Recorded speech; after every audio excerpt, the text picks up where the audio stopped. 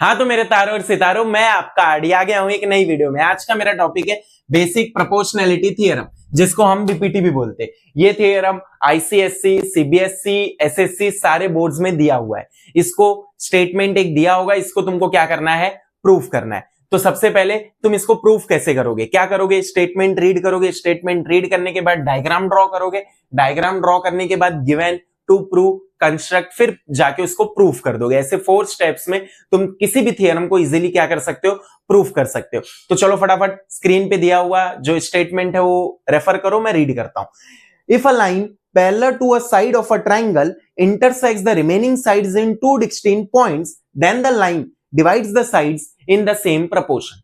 सबसे पहला तो ये बोला गया है इन अ ट्रायंगल। मैंने फटाफट एक ट्रायंगल बना दिया, ट्रायंगल एबीसी।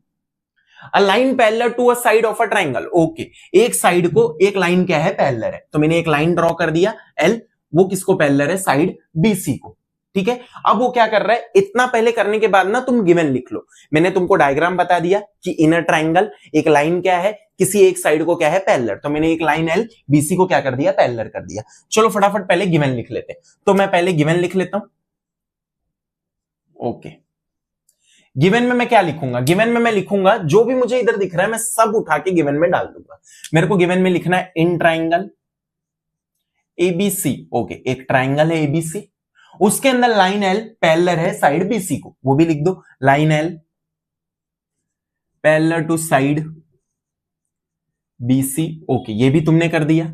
अब तुम क्या करोगे, यही जो लाइन एल है ना, ए बी और एसी को इंटरसेक्ट कर रहा है पॉइंट पी और क्यू पे, वो भी तुम लिख दो। लाइन एल intersects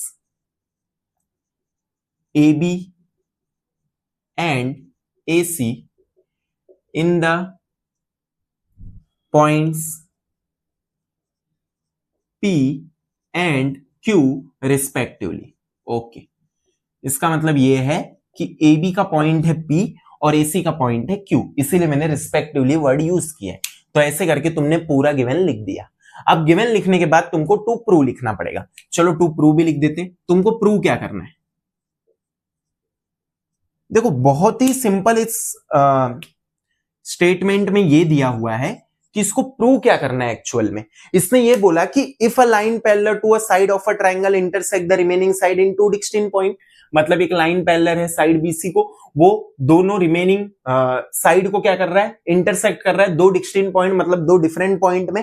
आगे ये बोला गया then the line divides the side in the same proportion. तो इस लाइन ने क्या किया, ये दोनों साइड को सेम प्रोपोर्शन में डिवाइड कर दिया। सेम प्रोपोर्शन में डिवाइड कर दिया, इसका मतलब ये है कि ये वाले साइड का प्रोपोर्शन बन गया एपी अपॉन पीबी और ये वाले साइड का प्रोपोर्शन बन गया AQ upon QC। In same proportion बोला, इसलिए मैं क्या करूंगा, इक्वल टू, मतलब ये प्रोपोर्शन एक दूसरे को क्या है, इक्वल है। मैंने इजीली टू प्रूव में वो भी बता दिया। अब मैं क्या करूंगा, इसको सॉल्व करने के पहले मैं क्या कुछ ना कुछ कंस्ट्रक्ट करूंगा। देखो कोई भी थियरम होने दो, उसको कंस्ट्रक्ट करना पड़ेगा, उसको अपने अकॉर्डिंग तुमको सॉल्व करना पड़ेगा। अब इसको कंस्ट्रक्ट मैं क्यों करूंगा, मैं पहले गिवन तो मैंने लिख दिया। अब मैं पहले टू प्रूव देखूंगा कि एपी और पीबी कहां है, एपी यहां है, पीबी यहां है। AQ और QC कहां है, AQ यहां है, QC यहां है। देखो इसके पहले हम लोग ने एक टॉपिक पढ़ा था, ratio of areas of two triangle, तो वही मैं यहां अप्लाई करने वाला हूं। बट वो अप्लाई करने के लिए मुझे फॉर्मूला एक फॉर्म करना पड़ेगा, मतलब अप्लाई करना पड़ेगा half into base into height. Height के लिए कोई भी साइड जो होता है वो परपेंडिकुलर होना चाहिए। यहां इतने सारे साइड्स हैं, इतने सारे लेंथ है, बट कोई भी परपेंडिकुलर नहीं है। बट बेस तो मैं किसी को भी बना सकता हूं। अब उसमें भी एक प्रॉब्लम ये है कि ऊपर एक ट्रायंगल है APQ, तो AP और AQ तो यहां से मैं निकाल लूंगा इस ट्रायंगल से, बट ये PB और QC कैसे निकालूं, तो उसको निकालने के लिए मैं नीचे क्या करूंगा, ये जो क्वाड्रिलेटरल है ना PQCB, इस क्वाड्रिलेटरल में दो ट्रायंगल बना दूंगा। एक ट्रायंगल से मैं PB निकालूंगा और दूसरे ट्रायंगल से मैं QC निकालूंगा। वो कैसे करूंगा, मैं क्या करूंगा, उसके लिए मैं सिंपली ये जो PC है ना, इसको ज्वाइन कर दूंगा। ये PC को ऐसे गया, ज्वाइन कर दिया मैंने, तो देखो PQC, एक QC मेरे को मिल गया। वैसे ही मैं क्या करूंगा, ये जो BQ है ना, इसको भी मैं क्या करूंगा, ज्वाइन कर दूंगा। तो यहां भी मेरे को मिल गया PQB, तो देखो PB मिल गया। ऐसे करके मैंने इसको कंस्ट्रक्ट कर दिया। अब जो मैं कंस्ट्रक्ट करूंगा वो मेरे को लिखना पड़ेगा, बट कंस्ट्रक्ट आधा ही हुआ है अभी तक। क्यों, क्योंकि इसके अंदर अभी तक मैंने हाइट नहीं बनाया है। तो मैं क्या करूंगा, वापस से हाइट ड्रॉ करूंगा। अब हाइट किसको बोलेंगे, जो परपेंडिकुलर लेंथ होगा। अब देखो एपी है, एपी यहां है, अगर एपी के सामने मैंने एक परपेंडिकुलर ऐसा ड्रॉ कर दिया तो एपी अगर बेस है तो ये परपेंडिकुलर उसका क्या हो जाएगा, हाइट हो जाएगा। वैसे ये एक्यू है, एक्यू के सामने भी मैंने एक परपेंडिकुलर ऐसा ड्रॉ कर दिया, तो जैसे अगर ये एक्यू बेस है तो ये परपेंडिकुलर उसका क्या हो जाएगा, हाइट हो जाएगा। मैं इसको नाम दे देता हूं, इस पॉइंट को मैं दे देता हूं एम और इस पॉइंट को मैं नाम दे देता हूं एन। और जो भी मैंने कंस्ट्रक्ट किया सब कुछ कंस्ट्रक्शन में मैं क्या करूंगा, लिख दूंगा। चलो कंस्ट्रक्शन में लिखते हैं। Construction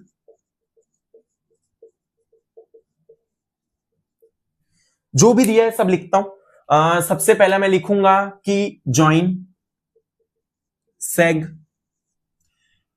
PC, okay, seg PC and सेग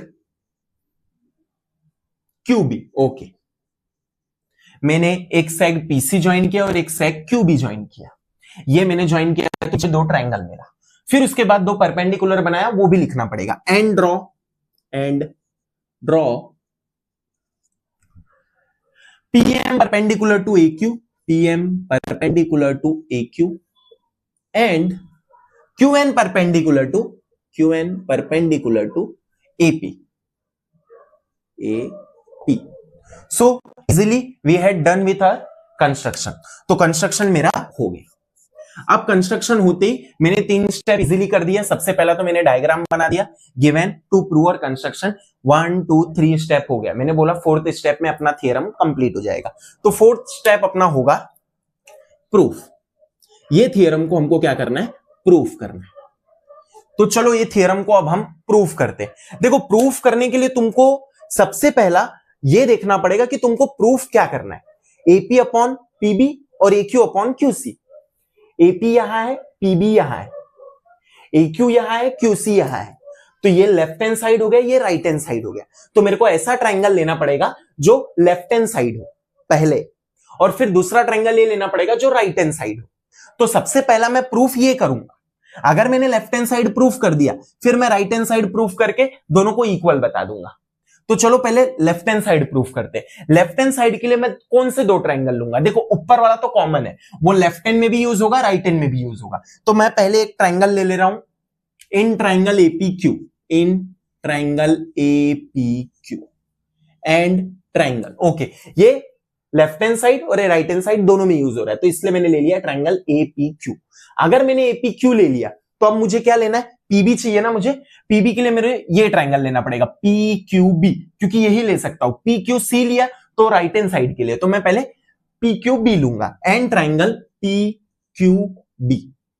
चलो ये ले लिया। अब ये दोनों का रेशियो निकाल लेता हूं, चलो निकाल देते। Therefore area of triangle APQ upon area of triangle PQB equal to APQ का half into base into height, PQB का half into base into height. इसको मैं हाईलाइट कर देता हूं कि तुमको याद रहे स्टेप कहां से स्टार्ट हो रहा है और कौन सा स्टेप है। तो एपीक्यू का अगर मैंने ये बेस लिया, क्योंकि मुझे एपी तो लेना ही पड़ेगा, अगर मैंने एपी बेस लिया तो उसके सामने वाला परपेंडिकुलर क्या हो जाएगा, उसका हाइट। तो मैं इधर लिख दूंगा half into AP into Q N. Easily मैंने क्या किया, इसका हाफ बेस और हाइट मैंने यहां लिख दिया। दूसरा, अब पी क्यू बी के पास जाऊंगा, वापस से हाफ लिखूंगा इनटू, पहले पीबी लिखूंगा, पीबी इसका क्या है, बेस है। चलो पीबी लिख दिया, इसका बेस। अब इसका हाइट क्या होगा, क्योंकि पी क्यू बी में कोई भी परपेंडिकुलर है ही नहीं, तो मैं क्या कर रहा हूं, तुमको एक सिंपली डायग्राम ड्रॉ करके मैं दिखा रहा हूं मैं क्या करने वाला हूं। मैं ना यही पी क्यू बी यहां ड्रॉ करता हूं, छोटा सा, ये रहा मेरा पी क्यू बी, समझ लो यही मेरा पी क्यू बी है, ठीक है। इसका नाम मैं लिख देता हूं पी क्यू और यहां लिख देता हूं बी। ये सिर्फ तुम्हारे रेफरेंस के लिए, एग्जाम में ड्रॉ नहीं करना है। देखो ये अगर मैंने बेस बना दिया पीबी, तो मेरे को ये देखना है इस बेस पे क्या कोई परपेंडिकुलर है। तो तुम देखोगे ना, तो ये क्यू से जो लाइन गया है यहां एन वाला, ये कहीं ना कहीं जाके पीबी पे क्या होगा, इंटरसेक्ट होगा। मतलब क्यू एन इसका क्या हो जाएगा, हाइट हो जाएगा। तुम ऐसे रेफर इसको कर सकते हो। तो मैं इधर लिख दूंगा कि मेरे पास एक हाइट क्यू एन है, इसका हाइट है क्यू एन। देखो ये डायग्राम से मैंने तुमको समझाया, ये अगर बेस है तो इस लाइन पे ये परपेंडिकुलर है, इसलिए उसका क्या हो जाएगा, हाइट हो जाएगा। अब मैं क्या करूंगा, जो कॉमन है उसको कट कर दूंगा, हाफ कॉमन है, कट हो गया, क्यू एन कॉमन है, कट हो गया।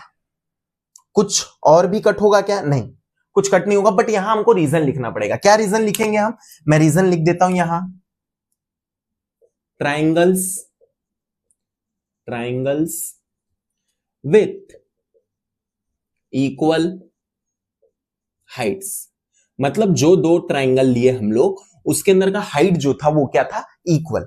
तो अब इधर बचा क्या, इधर बच गया एपी अपॉन पीबी। तो एपी अपॉन पीबी मैं क्या करूंगा, यहां लिख दूंगा एपी अपॉन पीबी, और इसको मैं बना दूंगा इक्वेशन नंबर 1। चलो इसको बना देते, इक्वेशन नंबर 1। देखो तुम्हारा लेफ्ट हैंड साइड इजीली आ गया, एपी अपॉन पीबी। दूसरा मेरे को क्या लेना है, एक्यू अपॉन क्यूसी लेना है। चलो फिर इसको भी फटाफट सॉल्व कर देते। तो अब मैं वापस से क्यूसी, देखो एक्यू मैंने बोला था एक्यू और एपी के लिए कॉमन ट्राइंगल होगा, तो वो ट्राइंगल तो कॉमन है, मैं ले लिया, in triangle AP Q and triangle. अभी क्यूसी के लिए मुझे ये वाला बेस लेना है, मतलब ये क्यूसी लेना है, ऑब्वियसली बेस ही हुआ क्योंकि इधर 90 डिग्री किधर भी है नहीं। अगर मैंने ये लेना है तो मुझे ट्राइंगल कौन सा लेना पड़ेगा, पी क्यू सी। तो मैं दूसरा ट्राइंगल ले लूंगा, ट्राइंगल पी क्यू सी। अब दोनों का वापस रेशियो लिख देता हूं, therefore area of triangle APQ upon area of triangle PQC. दोनों का रेशियो लिख के मेरे को क्या करना पड़ेगा, दोनों का फॉर्मूला फॉर्म करना पड़ेगा। देखो एपीक्यू का इस बार मैं बेस ये ले रहा हूं क्योंकि मुझे ये प्रूफ करना है। अगर मैंने एक्यू बेस लिया तो इसके सामने वाला परपेंडिकुलर इसका क्या हो जाएगा, हाइट हो जाएगा। तो हाइट क्या हो जाएगा, पीएम। तो मैं इधर लिख दूंगा half into AQ into PM. मतलब इजीली मैंने फॉर्म कर दिया half into base into height. ये एक्यू को बेस लिया और पीएम को क्या ले लिया, हाइट। वैसे ही पीक्यूसी का भी मेरे को बेस और हाइट लेना पड़ेगा। जैसे मैंने यहां डायग्राम ड्रॉ किया वैसे देखो मैं इसका भी डायग्राम ड्रॉ करता हूं। एक मैं यहां पहले पी,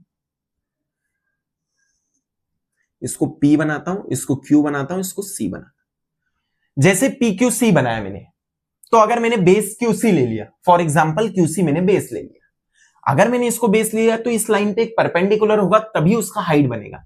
तो तुम अगर ध्यान से देखोगे ये लाइन यहां एक्सटेंड हो रहा है और P से एक परपेंडिकुलर आ रहा है इसी लाइन पे, जिसको हमने क्या बोला है, PM। तो इसका भी हाइट क्या हो जाएगा, PM। तो QC बेस ले लो और PM क्या ले लो, इसका हाइट ले लो। तो यहां लिख दो half into QC into PM. जो कॉमन है उसको कट कर दो, कौन कौन कॉमन है, half half by by, PM PM by by. और तुमको रीजन लिखना पड़ेगा, ठीक है। पहले तो जो बचा हुआ है वो मैं लिख देता हूं कि एक्यू बचा और क्यूसी बचा। अब मैं ऊपर रीजन लिख देता हूं जैसे यहां रीजन लिखा था। क्या रीजन लिखना पड़ेगा तुमको रीजन लिखना पड़ेगा triangles with equal heights. Okay, तो easily we had done equation number 1। Again this will be equation number 2। So easily we had made equation 1 and 2। अगर तुम देखोगे तो मैंने यहां भी रीजन सेम लिखा, यहां भी रीजन सेम लिखा। यहां से जो आंसर आया उसको इक्वेशन 1 बनाया, यहां से जो आंसर आया उसको इक्वेशन 2 बनाया। इक्वेशन 1 और 2 से क्या ये दोनों इक्वल हो जाएंगे आपस में, not possible. Why, because APQ ये दोनों तो इक्वल है, but PQB and PQC are not equal. First you have to prove that कि PQB and PQC are equal. तो ये दोनों ट्राइंगल को पहले हमको प्रूफ करना पड़ेगा कि ये दोनों ट्राइंगल क्या है, इक्वल है। अब ये दोनों ट्राइंगल को प्रूफ कैसे करें, तो मेरे पास एक सिंपल ट्रिक है। क्या करो, पीक्यूबी यहां है, पीक्यूबी, और पीक्यूसी भी यही है, पीक्यूसी। दोनों के अंदर कॉमन पीक्यू है। पीक्यू कोई भी 90 डिग्री पे नहीं है तो वो पीक्यू उसका कॉमन बेस हो जाएगा। तो सबसे पहले तुम वही लिख दो। क्या लिखोगे कि seg PQ is the common base for triangle PQB and triangle PQC. Okay, अब अगर तुम ध्यान से देखोगे तो ये जो पीक्यूबी और पीक्यूसी है ये दोनों एक पैरेलल लाइन के बीच में लाए हुए हैं। देखो पैरेलल लाइन के बीच में जितने भी ट्रायंगल लाए होंगे सबका हाइट क्या होगा, सेम होगा। इसी रूम के अंदर अगर मैं देखा जाऊं, ये फ्लोर से सीलिंग तक का अगर हाइट देखूं तो सेम है, वहां भी देखूं तो सेम है, वहां भी देखूं तो सेम है। क्यों? क्योंकि ये फ्लोर और सीलिंग एक दूसरे को क्या है, पैरेलल है। वैसे ये लाइन और ये लाइन एक दूसरे को क्या है, पैरेलल है। तो सबसे पहले तुम लिख दो कि triangle PQB and triangle PQC। Okay, थोड़ा सा तुमको क्लियर दिखे वो मैं कर देता हूं कि triangle PQC lies between parallel lines। Okay, तो मैंने बोल दिया कि ये दोनों ट्रायंगल एक पैरेलल लाइंस के बीच में क्या हो रहा है, लाई हो रहा है। अगर ये लाई हो रहा है तो therefore they have equal heights. Okay, तो उन लोग के पास इक्वल हाइट्स है। अगर ये दोनों ट्रायंगल का बेस भी इक्वल, हाइट भी इक्वल, तो ये दोनों का एरिया भी क्या हो जाएगा, इक्वल हो जाएगा। तो लिख दो therefore area of triangle PQB equal to area of triangle PQC and this will be our third equation. Okay, so we had done with our third equation also. So now we have three equation, equation 1, equation 2 and equation 3। अब मेरे को देखना है तीनों equation में क्या तीनों equation से ये रेशियो और ये रेशियो इक्वल होगा क्या, तो देख लेते हैं। तो मैं पहले लिख देता हूं from equation 1, 2 and 3, from equation 1, 2 and 3। देखो मैंने लिखा, तुम समझी गए रहोगे कि ये दोनों रेशियो क्या हो गए, इक्वल हो गए। ये इक्वेशन 1 है, ये इक्वेशन 2 है, ये इक्वेशन 3 है। 1 का जो रेशियो है वो ये है APQ PQB, 2 का जो है वो है APQ और PQC। APQ ऊपर वाला तो इक्वल था ही, 3 से मैंने क्या बोल दिया, ये दोनों नीचे वाले भी क्या है, इक्वल। अगर 1, 2 और 3 ये तीनों इक्वेशन से सब इक्वल है तो मैं डायरेक्टली ये दोनों का रेशियो भी क्या बता दूंगा, equal. Therefore area of triangle APQ upon area of triangle PQB equal to area of triangle APQ upon area of triangle PQC। देखो इजीली मैंने बता दिया कि इक्वेशन 1, 2, 3 से ये और ये दोनों रेशियो क्या हो गए, आपस में इक्वल। समझ गए? देखो ये दोनों तो इक्वल थे ही पहले से, और ये दोनों इक्वेशन 3 में हम लोग ने इक्वल बता दिया। अब इसका आंसर क्या दिया हुआ है, इसका आंसर APQ और PQB का आंसर AP अपॉन PB है। तो यहां तुम लिख दोगे देयरफॉर AP अपॉन PB। और इसका आंसर क्या दिया हुआ है, इसका आंसर दिया है AQ अपॉन QC। तो तुम लिख दोगे equal to AQ upon QC। पहले तो 1, 2, 3 से तुमने बता दिया कि दोनों रेशियो इक्वल है। अगर दोनों रेशियो इक्वल है तो दोनों रेशियो का आंसर भी क्या हो जाएगा, इक्वल। तुम यहां भी रीजन लिख सकते हो कि फ्रॉम इक्वेशन 1 एंड 2। नेसेसरी नहीं है बट लिख दोगे तो अच्छा है। तो ऐसे करके तुमने क्या किया, पूरा थ्योरम सॉल्व कर दिया। लास्ट में तुमको एक लाइन लिखनी रहेगी, हेंस प्रूव्ड। तो इजीली मैंने क्या किया, बीपीटी थ्योरम तुमको सॉल्व करके दिखा दिया।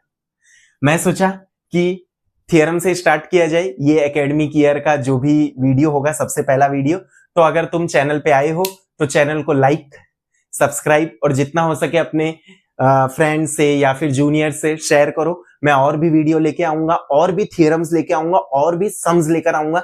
जितने होंगे उतने तुम्हारे डाउट क्या करूंगा, क्लियर करता जाऊंगा। ठीक है, मिलेंगे दूसरे वीडियो में इसी तरह अच्छे अच्छे वीडियो के साथ। बाय बाय, जय हिंद।